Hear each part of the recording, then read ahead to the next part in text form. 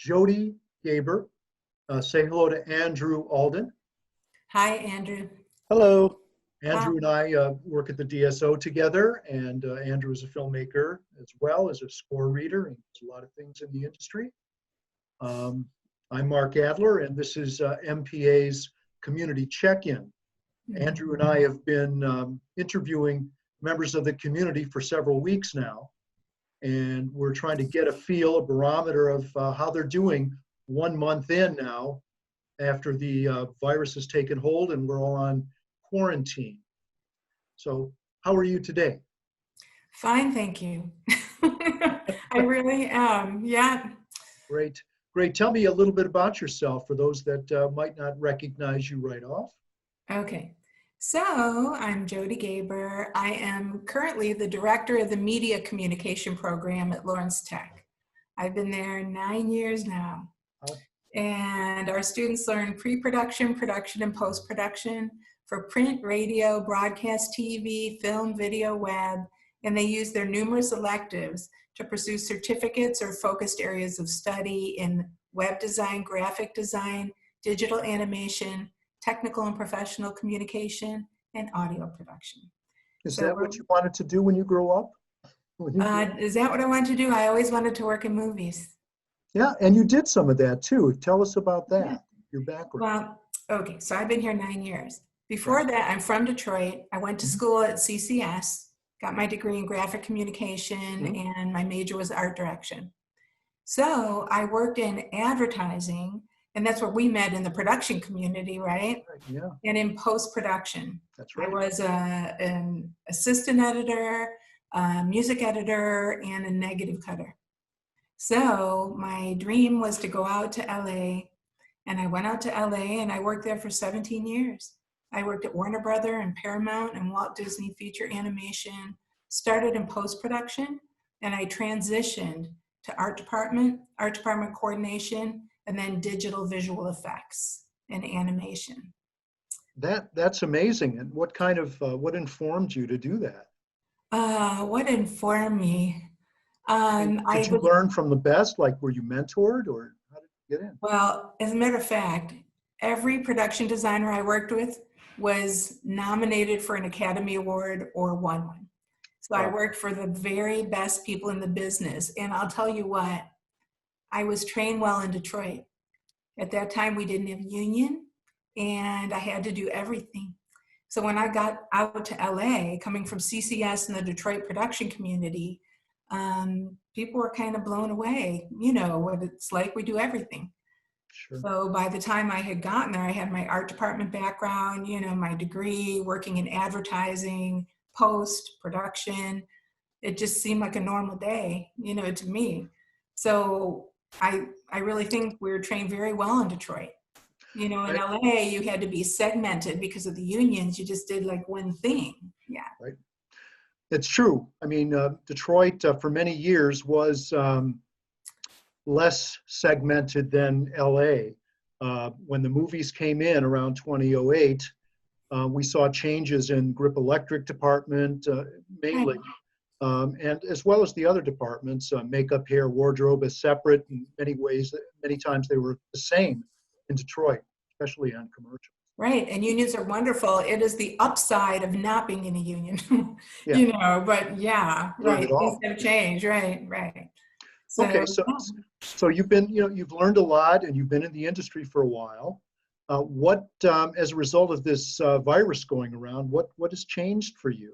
Well, I came back to Detroit to raise my family. You know, I have kids, and now they're grown in their 20s. So I was working during the incentives, right? Working on a lot of movies, and then ended up feeling like it was more important to teach others to make movies than to make them myself. So I've been at LTU for 9 years. Now this shenanigans has happened, right? So you're wondering, how has this affected us? Well, we're an essential service. So during spring break, we were trained from morning till night, all of us here, to learn how to teach online, teach remotely. So as a director, I'm the director of the media program, I've been working very closely with my instructors to make sure each class is a little bit different. So to have a new strategy. Thank goodness I got my students all their cameras and their audio equipment before the lockdown. So they have them at their homes. There's cameras all over the city. So my teachers are doing a great job because some people embrace it. This is new for some teachers. It depends, you know. This has also forced us to think about the future. So we've pivoted. Everyone at Lawrence Tech is working remotely. Let me back up for a minute. Let me ask you this. Who taught you how to do this? Who knew? Who had that knowledge to train you? We're a technology university. Yeah. So we have our e-learning department with curriculum designers. Right. So this was their time to shine. Yeah, no kidding. Yeah. So that's something different. They're so good at this. Yeah, they were brought in. Yeah. Yeah, they're really good at this. They do this anyway. We're encouraged to use technology in the classroom. Yeah, many of the universities and junior colleges, community colleges were set up to do a lot of e-learning. Like you said. And a lot of universities are totally online or hybrid classes. So this is kind of like our mindset. Yeah. I have to say that many people, it wasn't a hard transition, but there are other people where it is hard. Plus, what do you do with labs? How do you teach broadcast studio without your studio? You know what I mean? My students need their equipment. Mm-hmm. They also need their camera equipment and different things like that. What about science? We're a science university. Architecture. There's a lot of digital architecture, but they're building models. We had to pivot. So when you say, how has this affected us? We're doing the best to not shortchange our students.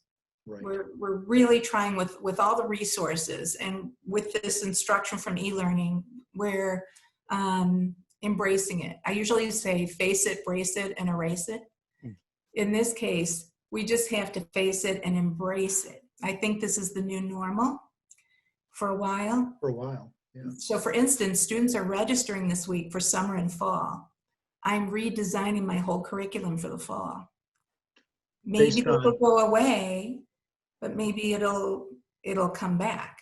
So I have to, I've pivoted to classes that don't have as much equipment, video editing. Now. For the fall, right? Mm-hmm. So I move my equipment heavy classes to the spring 21. So I'm working with my teachers to redesign classes. So I have video editing, writing for electronic and print media, critical media studies, even the broadcast studio class. There's going to be no studio, but we're upping our game with broadcast content, just like we see on the news, right? Everyone has to change. My brother works at WDIV and it's a skeleton crew. Truly. Right? Yeah. So this is a really good educational experience for our students. This is a real world experience where they have to figure out, we're telling them don't, we want social distancing, but you have to come up with stories. Right. Just look at Jimmy Fallon, right? I saw him broadcasting from his front porch and his wife was his camera person. I was talking about SNL. They had their first, they're not just showing reruns, they're embracing it, right? So our students, we're moving to classes like that in the fall. Hopefully, we'll have a vaccine and I'm saving most of my hands-on classes for the spring. Right, and of course your teacher instruction right now, is it on this platform, on a Zoom platform, or? It depends. People are using Zoom. Some people we have Canvas. Some people are using, we have a variety of options. Sure. Some classes, I like Zoom. It depends on who you are. You have that personal contact. Other classes do fine with Canvas, with links, with discussion board. You can work in an online environment without that, that kind of contact. So the students have embraced that, right? I mean, the students have embraced that. Sorry to talk. Students are great. They were born with it. Right. Yeah. Have you found that any students, there was like a kind of, for some students, was there a laptop requirement at Lawrence anyway, or have you found that any students have struggled with that aspect of it? That's a really good question. We give every student a laptop that's loaded with Okay. software, and they all took them home. So, but you can't bank on connectivity. Right. So, for instance, the university is closed, even for our instructors. If we don't have access, we can go to our office. Right now it's taped, it's been disinfected, every single room. If we were to lose connectivity, the show must go on. We would go to our office and have our class from the office. That being said, I've been okay with my students, but there are students who aren't in the United States. You know, you don't know about their connectivity. Right. Right. Yeah, so I'm sure there are teachers who are dealing with that. Because of that, to be fair, we've made a decision that students, I know U of M has made this decision, I believe, that students can choose to get a grade or credit, no credit for this term because it's not fair to them.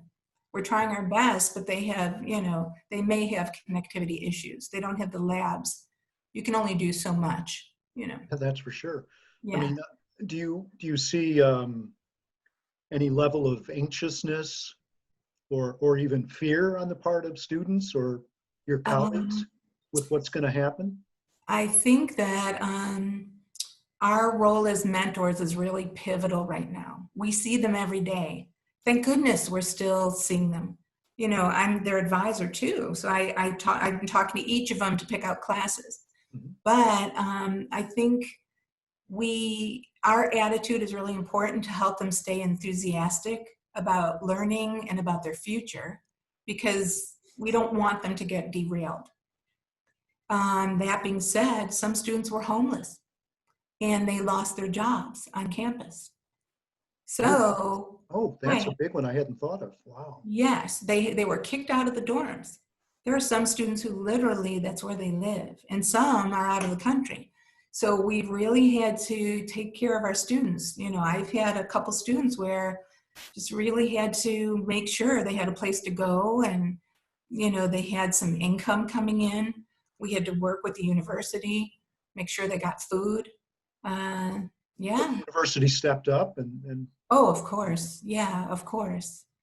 that's Yeah, we're not going fantastic. to kick someone out and then, you know, take away their job. That You know, it's a real family. It's a very supportive place. that's a great thing because what we're seeing now is that a lot of the dots that need to be connected in other areas, like for example, I'm seeing farms that are plowing under some of their crops, but they would, if possible, give them to a food bank, but those dots aren't there.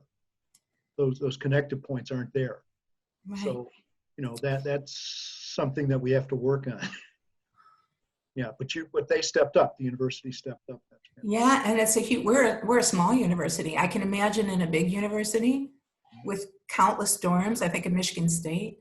Yeah. You know, how many people are now without their campus jobs Right. or without homes, or they have to go? You know, there are a lot of people from out of state, out of the country. All right. Yeah. My I good have friend students who are now Barb, staying. my good friend Barb has COVID. Her daughter and her daughter's boyfriend, who is English, are with her. She's in quarantine, and she's okay, but they won't test her daughter or her son or her boyfriend. Unreal. You know, you have to have a high fever, Right. and Right. just not doing it. So they're getting by, but there's some fear on his part. He hasn't seen his parents. They're in France right now. They live in England, Wow. in France. So yeah, very difficult situation. So I talk to my students, you know, the days I teach 3 days a week. Yeah. So I talk to each one of them. I teach a smaller class and I'll say, are you okay? Are you okay? How are you dealing with this? But yeah, students have concern. I think a lot of them, we have a lot of athletes. There's no sports. They're on sports scholarships. I think they're worried about the fall. You know, the university is, their scholarships are intact. Sure. But they're worried about their future. Some of them have to get out in 4 years. Their scholarship has deadlines. So imagine being their age and having this happen. It's so bizarre. It's bizarre at our age. And I think a lot of them look to us. It's hard for us. We know we'll get through it. That's one thing, you know, we'll get through it. Makes me think of Lawrence Tech, was founded, I believe, in 1932. They were founded during the Depression. Yes. The Depression was 29 through 33. They started a university in the midst of economic chaos, Yeah. So we Someone had know, hope. yeah, well, people needed training. So Mhm. sometimes it's an opportunity. Yeah. I think right now, because people are so bored, and let's say I know what it's like to be in a gig economy and to be freelance. I was freelance the majority of that 17 years, right, Mhm. in Los Angeles. This is an opportunity for education, right? So I do a lot of webinars. I think it's an opportunity for those of us in the media, in the production community who aren't working, not only to educate ourselves, but to become educators. It's your time to shine, right? People can create educational videos, training videos. It's really, and I wanted to bring up, in terms of redefining ourselves, I'm redefining the program, the Mhm. media program. This, can you see this? Mhm. Yep. Business Business model. model canvas. Do you see the whole book? I think so. Most of it. Yeah, Yeah. yeah. Business model canvas. Mhm. Is that better? Nope. No. Farther Okay. back is That better. right there, yeah. Okay. This, I teach my students this. This is a talk about having time to train yourself. This is a book about reinventing yourself in the logic of your business.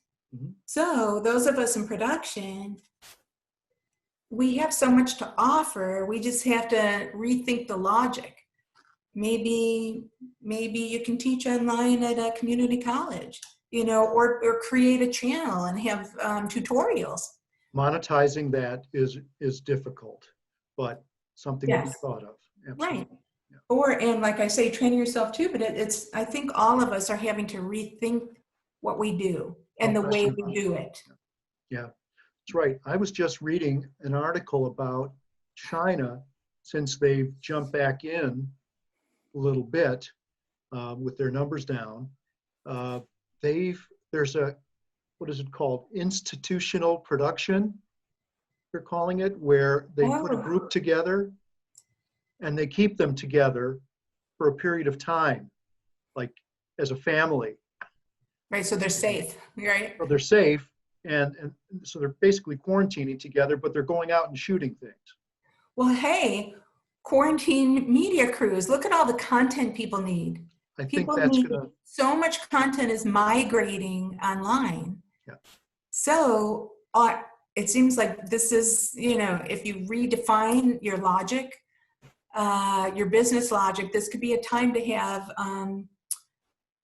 you talk about a film family, literally, you'd be quarantined together, making content. Yeah, Yeah. that's for sure. I mean, we've all worn a lot of hats in our business. Now we just have to try on another one. Or the logic of sharing different portions, like on SNL. It looks like they had shot things and then sent it to the editor. Right? Everyone Oh, doesn't yes. have to be in one place. It's all digital. So you become a digital family. You wouldn't necessarily have to produce all of it together. Right, right. Was it you, Andrew, that mentioned that, some of the hosts on the shows are, they're not as spiffy. Oh yeah, our last interview our last person we talked to this morning was mentioning that it seems like he was noticing that there's gaps and maybe the makeup wasn't quite as good as it usually is, but that they noticed that people are trying their best to like you said, Jimmy Fallon on his porch or Trevor Noah in his what looks like his kitchen.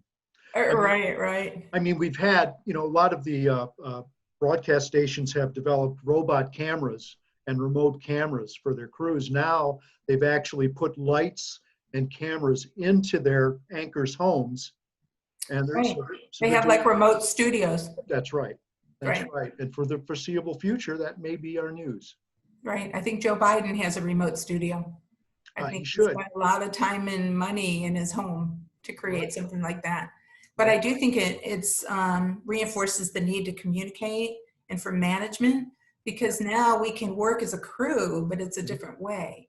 because now we're sharing files with each other. Right. Then Yeah. it can go to the digital animator, and it goes through a pipeline in a Sure. different way. Yeah. Sure. Yeah, I think that's how a lot of the production companies are operating. They're having meetings with their people, and the editors have archival footage and they're repurposing it. And you do see crews going out and shooting footage still, but the editors have had the anchor, post-production, repurposing, all that. Right.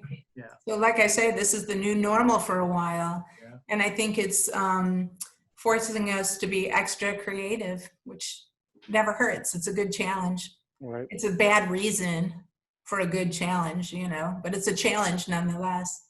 Yeah, it is, right. But you've met that challenge in a very short period of time. How long did you say to get your...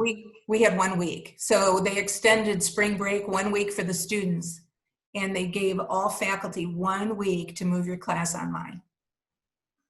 That's something. Yeah. And you're not alone. I know that others had to do the same. Yeah. Oh, I'm sure every university is doing that. Yeah. And again, you can do the best you can. Do I think it's identical? No. But I think we all have the experience of pivoting, which is a positive experience. And I think when probably other directors are redesigning their curriculum. So we're going to do a lot in the spring. We're going to catch up for what we might have missed in the fall, or this spring term. That's true. Right. Going forward, we don't know what it's going to be, but we're starting to see some things as we've discussed. And I just hope the best for you and your students. Thank you. And like I say, it's a bit clunky right now, but I think we're going to get really good at it. All of us. Yeah. That's great. We'll be watching. I'll be checking in with you again. Okay. Well, thank you. Okay. All right, Andrew. Thank you so much, Jody. Yeah. Thank you very much. You guys Thanks so stay much. safe. Okay. All right. Take care. Bye.